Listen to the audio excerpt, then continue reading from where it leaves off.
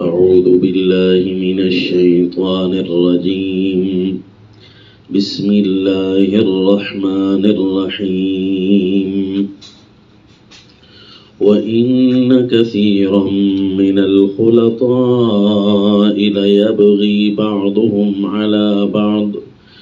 إلا الذين آمنوا وعملوا الصالحات وقليل ما هم وصلی اللہ علی النبی الکریم۔ سورہ صاد آیت نمبر 24۔ سیدنا داؤد علیہ الصلاۃ والتسلیم ایک مقدمہ کے فیصلے میں یوں ارشاد فرما رہے ہیں کہ وَإِنَّ كَثِيرًا مِّنَ الْخُلَطَاءِ، کہ آپس میں مل جل کر رہنے والے بہت سارے لوگ، چاہے وہ ایک گھر میں اکٹھے رہتے ہوں، چاہے وہ ایک کاروبار میں اکٹھے رہتے ہوں، چاہے وہ ایک جگہ پر محکمے میں ہوں، ایک دوسرے کے ہم نشین ہوں، کولیگ ہوں، ہمسائے، بہت قریبی رہنے والے، جوائنٹ فیملی والے، لیبغی بعضهم علی بعض، یہ ان کی فطرت ہے کہ ایک دوسرے پر نعوذ باللہ بغاوت کرتے رہتے ہیں۔ یہ فطرت بنا لیتے ہیں، ہے تو نہیں، بنا لیتے ہیں، اور یہ قانون بنا لیتے ہیں نعوذ باللہ کہ ایک دوسرے پر بغاوت کرنی ہے۔ الا الذین آمنوا وعملوا الصالحات وقلیل ما هم، صرف جو مومن ہیں اور عمل صالح کرنے والے ہیں وہ ایک دوسرے پر بغاوت نہیں کرتے۔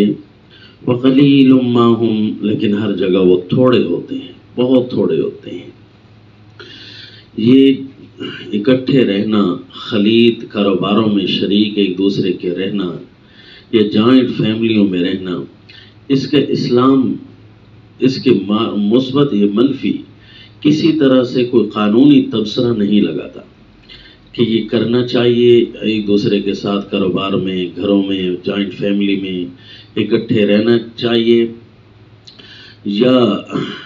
یہ بھائیوال شپ یہ نہیں ہونی چاہیے۔ اصل میں قرآن یہی کہتا ہے کہ اگر ایک دوسرے سے بغاوت کا خطرہ ہو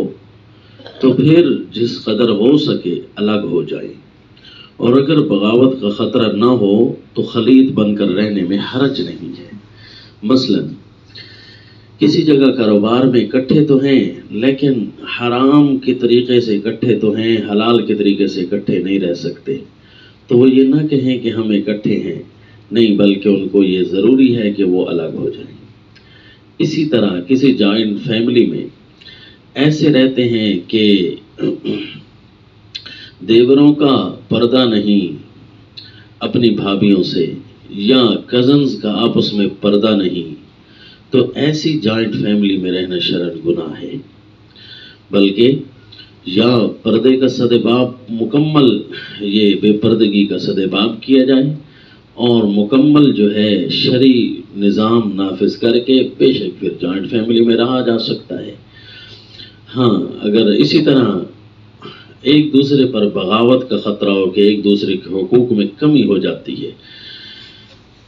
دیکھنے کے باوجود چاہتے نہ چاہتے ہوئے کمی ہو جاتی ہے، تو اس وقت پھر ہٹ جائیں۔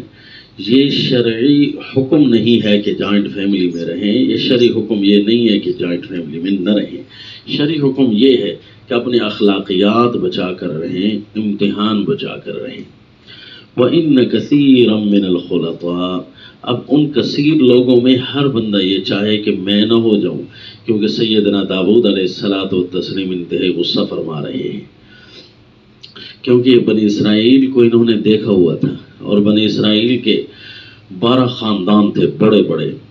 ان 12 خاندانوں نے یہ 12 بیٹوں سے پرورش پائی۔ سیدنا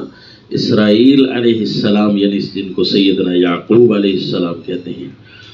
تو سیدنا یعقوب علیہ السلام کے 12 بیٹے تھے، تو ان 12 بیٹوں میں ایک سیدنا یوسف علیہ السلام بھی ہیں، 12 خاندان آگے چلے، تو یہ ساری جوائنٹ فیملی تھی، اکٹھے رہنا، اکٹھے کرنا، بہت سارا ان کا سسٹم تھا، ملکوں میں آباد ہونا پھر شروع ہو گئے۔ اور سب سے پہلے سیدنا یعقوب علیہ الصلاۃ والتسلیم، ان کے بیٹے وہ اکٹھے نہ رہ سکے، حالانکہ آپس میں بھائی تھے۔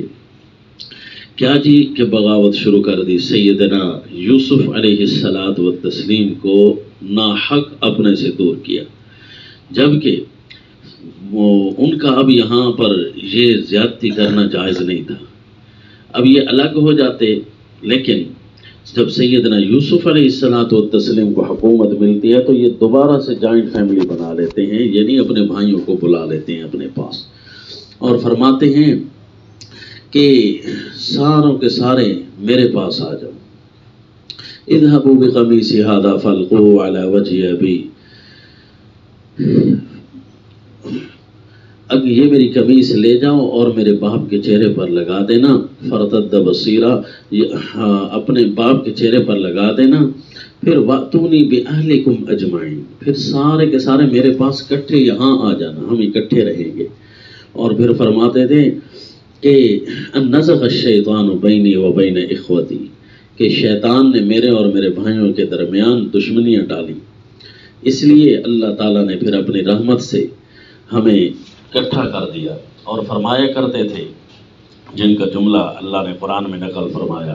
سیدنا یوسف علیہ الصلاۃ والتسلیم فرماتے تھے لقد من اللہ علینا انہ من یتقی ویصبر، اللہ نے ہم پر احسان کیا، باقی بھائی وہ پریشان رہے اور میرے اوپر جب بھی کوئی پریشانی آتی تو اللہ خوشیوں میں بدل دیتے، مجھے کنویں میں ڈالا تو اللہ تعالیٰ نے مجھے شہزادگی کی زندگی نصیب فرمائی مصر کے اندر، مجھے جیل میں ڈالا تو اللہ نے اس کے بعد فوراً بادشاہت مجھے نصیب فرما دی، جو بھی میرے ساتھ زیادتی کرتا اللہ مجھے بلندیوں سے مالا مال کرتا۔ جبکہ میرے بھائیوں اگر تم بھی تقوی کا دامن نہ چھوڑتے تو اللہ تمہیں بھی انعام دیتا، لیکن اب اللہ تمہیں معاف فرمائے، آئندہ اس بارے کا تبصرہ بھی نہیں کریں گے، لا تثریب علیکم اليوم۔ اور قانون یہی بیان فرمایا، انہ من یتقی ویصبر فان اللہ لا یضیع اجر المحسنین، جو تقوی کا دامن نہ چھوڑے اور حق بات پر ڈٹ کر رہے تو اللہ تعالیٰ دل سے نیکی کرنے والوں کا اجر ضائع نہیں کرتے۔ اور اسی طرح اکٹھے رہنے میں سیدنا موسیٰ علیہ الصلاۃ والتسلیم کا واقعہ آتا ہے، جب آپ مدین گئے، سیدنا شعیب علیہ الصلاۃ والتسلیم کے گھر میں آپ کی شادی ہوئی اور وہیں رہتے تھے، اور 8 یا 10 سال وہاں بکریاں چرائیں، ان کی خدمت کی، تو وہاں اکٹھے رہنے لگ گئے۔ 10 سال تک وہ کوئی کام، یا 8 سال تک کوئی ایسا کام نہیں تھا جو آپ نے اپنے فرض میں کوتاہی کی ہو، لہٰذا ہر بندہ ایک دوسرے کا احترام کرے، حتیٰ کہ کسی کا جوتا پہنتے ہوئے بھی بغیر اجازت کے نہ پہنے، اس کا احترام کرے، چیز اس کی ہے، مال اس کا ہے،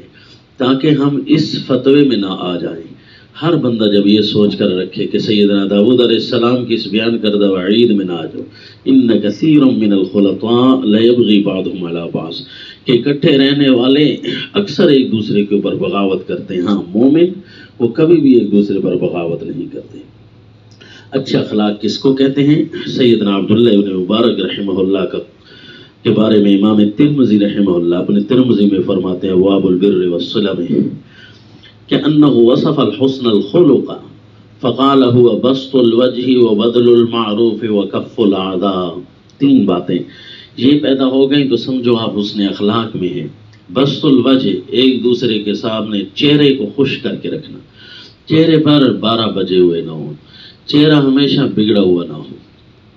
تو یہ تو سیدنا لقمان حکیم بھی اپنے بیٹے کو فرماتے ہیں کہ دنیا میں اگر عزت کے نام کی چیز پانی ہے نا تو لا تصعر خدک للناس، اپنے رخساروں کو اس طرح بنا کر نہ رکھ کے دوسرا دیکھتے ہی کہے بھئی اس نے تو اپنے رخسار کو پھونک رکھا ہے، جس کو سرائکی میں کہتے ہیں سوجا ہوا، سجا ہویا، یعنی منہ کو پھلا کر نہیں رکھنا، سوج کر نہیں رہنا۔ اسی لیے سرائکی کے بعض علاقوں میں اس کو پھکیل کے لفظ سے کہتے ہیں کہ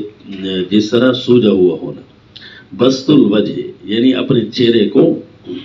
ایک دوسرے کے سامنے پھیلا کر رکھے، یعنی خوش کر کے رکھے، چہرے پر کبھی بھی ایسے آثار نہیں آنے پائیں کہ اگلا محسوس کرے کہ یہ ٹھیک نہیں ہے۔ وہ بذل المعروف، اور حسن اخلاق کے اندر دوسری چیز یہ آتی ہے کہ کوئی بھی اچھائی ہے اس کو پھیلا کر رکھو، کوئی بھی اچھائی ہے جس سے دوسرے کو فائدہ ہو وہ کر کے رکھو، یہ ہے حسن اخلاق۔ اور تیسری چیز ہے حسن اخلاق پورا ہو جاتا ہے کہ کف الاذی، دیکھیں کہ اس سے فلاں کو تکلیف ہوگی تو اس کو ہٹا دے، اس کو ہٹا دے، بس یہ سمجھو اس نے اپنے اخلاق میں اپنے آپ کو کامل کر دیا ہے۔ یہ حسن اخلاق اگر رہا تو یوں سمجھیے کہ پھر اس کے بعد جہاں بھی رہے حسن اخلاق والا نماز روزے سے بھی بڑا درجہ پا لیتے ہیں۔ حدیث پاک میں آیا ایک بندہ ہے سارا دن نمازیں، تہجدیں، اشراق، چاشت، اوابین، لیکن لوگ اس سے تنگ ہیں، تو یاد رکھیں پھر اس کے نمازیں اس کے خلاف گویا کہ پڑھ رہی ہیں، نعوذ باللہ۔ اور ایک بندہ ہے نمازیں تو اس کی ضرورت کی پوری ہیں، لیکن حسن اخلاق میں نمبر لے کر جاتا ہے، ساروں کو خوش رکھتا ہے، ساروں کے ساتھ مل جل کر رہتا ہے۔ ظاہر ہے کوئی نبی تو ہے نہیں، غلطیاں تو ہر ایک سے ہونی ہیں، کمیاں تو ہر ایک سے ہونی ہیں، ایک نبی ہیں، صحابہ ہیں، ان لوگوں سے کمیاں نہیں ہوتی۔ رسول اللہ صلی اللہ علیہ وسلم کے بارے میں سیدنا عبداللہ ابن عمر رضی اللہ عنہ فرماتے تھے، عبداللہ ابن عمر رضی اللہ عنہما، کہ لم یکن النبی صلی اللہ علیہ وسلم فاحشا ولا متفحشا وکان یقول ان من خیارکم احسنکم اخلاقا۔ اللہ کے نبی کوئی بدگوئی کرنے والے نہیں تھے، برا کام کرنے والے نہیں تھے صلی اللہ علیہ وسلم، اور فرماتے تھے تم میں سے سب سے عمدہ لوگ وہ ہیں جن کے اخلاق سب سے عمدہ ہوں۔ ان خیارکم احاسنکم اخلاقا، کئی الفاظ کے ساتھ یہ روایت آئی ہے۔ پھر ایک روایت میں اکمل المؤمنین ایمانا احسنہم خلقا، کہ مومنوں میں کامل ایمان والے وہ ہیں جو اپنے اخلاق میں اچھے ہوں۔ اور سنن ابی داؤد کی روایت ہے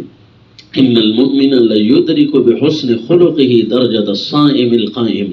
مومن اپنے اچھے اخلاق کی بدولت پا لیتا ہے صائم اور قائم کا درجہ، روزہ رکھنے والے کا درجہ پا لیتا ہے۔ حالانکہ دوسرا بندہ روزہ رکھتا رہا، اس نے روزہ رکھا ہی نہیں ہے، لیکن حسن اخلاق کے ساتھ درجہ وہی پا گیا۔ اور اسی طرح قائم، وہ ایک بندہ ہے ساری نمازیں کھڑے ہو کر پڑھتا رہتا ہے، اور یہ حسن اخلاق کرنے والا اس کا درجہ پا لیتا ہے۔ اور سنن ابی داؤد میں تو یہاں تک بھی آیا ما من شیء اثقل فی المیزان من حسن الخلق، کہ ترازو میں سب سے بھاری چیز جو ہوگی نا وہ حسن اخلاق ہوگا دن قیامت۔ اور یہ بھی فرمایا رسول اللہ صلی اللہ علیہ وسلم نے انا زعیم ببیت فی ربض الجنہ، میں ضامن ہوں، میں لے کر دوں گا اس آدمی کو جنت کے وسط میں گھر یا اعلیٰ جگہ پر گھر، لمن ترک المراء، جو بندہ جان بوجھ کر جھگڑا چھوڑ دیتا ہے۔ حالانکہ جھگڑے کی پوزیشن واضح تھی، لیکن اس نے جھگڑا چھوڑ دیا کہ بس یہ کرتا نہیں ہوں، نہیں تو جھگڑا پڑ جائے گا، صرف اس لیے چھوڑا تو اللہ کے نبی نے فرمایا جنت کے اعلیٰ حصے میں گھر لے کر دوں گا اس کو۔ وَإِن كَانَ مُحِقًّا، اگرچہ حق پر بھی تھا، وہ کہے گا میں جھگڑا تو ہوتا ہی تب ہے جب دوسرا کہے میں تو حق پر ہوں، یہ اگلا نا-حق ہے، تو بس اس وجہ سے بھی اپنے حق کو پیچھے کر دیا کہ جھگڑا نہ پڑے بس۔ تو اس جھگڑا چھوڑنے والے کو، خاموش رہنے والے کے لیے میں ضامن ہوں کہ جنت میں گھر لے کر دوں گا۔ وَبِبَيْتٍ فِي وَسْطِ الْجَنَّةِ لِمَنْ تَرَكَ الْكَذِبَ، اور اس بندے کو جنت کے درمیان میں گھر لے کر دوں گا جو جھوٹ کو چھوڑ دے گا۔ وَإِنْ كَانَ مَازِحًا، اگرچہ مذاق میں بھی ہو، مذاق میں بھی جھوٹ نہیں۔ وَبِبَيْتٍ فِي أَعْلَى الْجَنَّةِ، اور سب سے اوپر جنت کے گھر کو لے کر دینے کا ضامن ہوں لمن حسن الخلق، جس کا سب سے اچھا اخلاق ہو۔ یعنی 3 قسم کے جنت کے گھر میں دینے کا، جس نے جھگڑا چھوڑا، جس نے جھوٹ چھوڑا، جس نے حسن اخلاق کو اپنایا۔ اور اکمل المؤمنین ایمانا احسنہم خلقا، اور فرمایا کامل مومن وہ ہیں جن کے اخلاق اچھے ہوں۔ وخیرکم خیرکم لنسائہم، اور تم میں سے اچھے وہ ہیں جو اپنی عورتوں کے لیے اچھے ثابت ہوں۔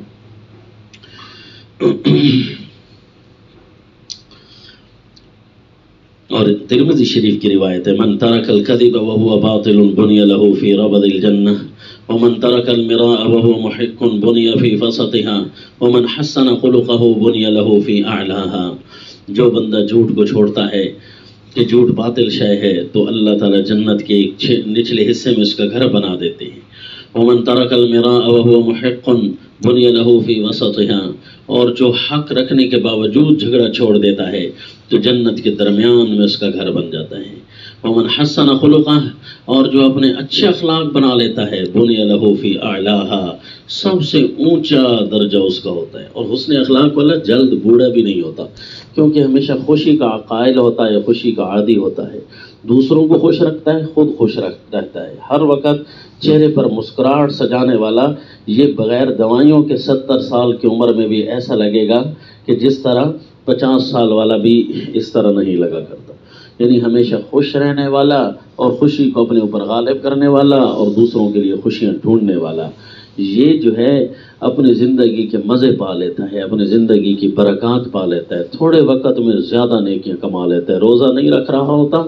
فرضی کے علاوہ، پھر بھی درجہ صائمین کا پا رہا ہوتا ہے۔ فرض نماز کے علاوہ بہت کم ہے کہ اس کی نمازیں زیادہ تھیں، لیکن حسن اخلاق میں اعلیٰ کوالٹی ہے تو وہ درجہ بھی پا رہا ہوتا ہے۔ تو یہ ہے سیدنا داؤد علیہ الصلاۃ والتسلیم بنی اسرائیل کے لیے فرماتے تھے لعن الذین کفروا من بنی اسرائیل علی لسان داؤد و عیسی ابن مریم۔